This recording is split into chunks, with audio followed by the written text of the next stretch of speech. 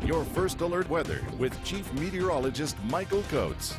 We're beginning to say goodbye to the first full week of spring here, and it's been a very interesting week. We started off with snow, wind, and cold temperatures, and we're going to end with a warming trend and above average numbers. Could even break some temperature records here for your Friday and Saturday. But right now, 60 degrees looking live here at the Pocatello Farm Bureau Cam. Beautiful blue overhead with some high-level clouds, and we're going to keep this trend going here for the next couple of days. Some passing clouds with a little bit of some spillover. There's not really a storm heading in here for the next couple of days. It's more just some weak hits of moisture coming in out of the northwest, and we're hitting winds around 15 to 25 miles an hour. We're going to hold on to that wind, but the high pressure is strengthening.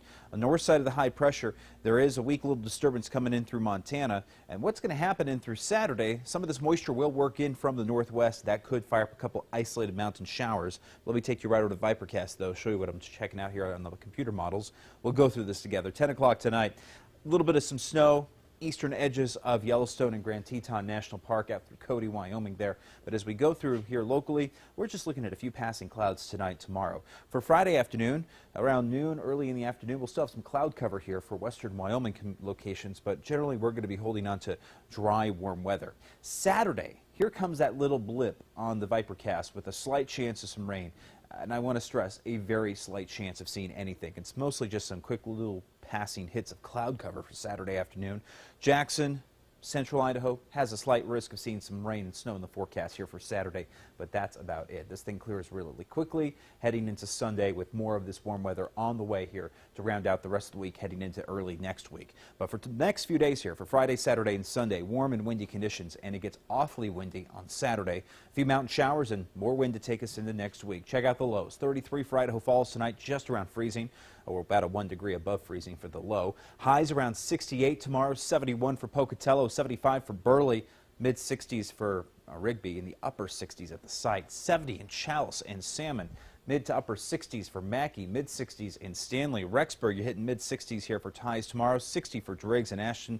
Upper 50s in Island Park. Upper 50s in Jackson with lows tonight back into the mid to upper 20s. We'll see lows around 30 tonight for Soda Springs. Highs around 64, 67 for Preston, and into the mid-50s for Afton. Let's go to the 8-day forecast. I want to show you that we have this warming trend with temperatures really starting to hit into the upper 60s, lower 70s all the way through Sunday and in through Monday.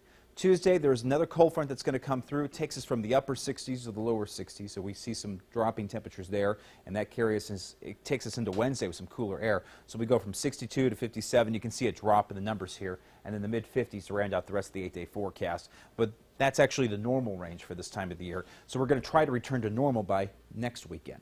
But this weekend, we may break the temperature records here because the numbers are set into the lower 70s for numbers that go back quite a few years here for the record books. Saturday and Sunday, Pocatello highs here into the mid-60s to round out your Saturday and Sunday. We'll carry windy conditions all throughout next week here with dropping temperatures back into the upper 50s.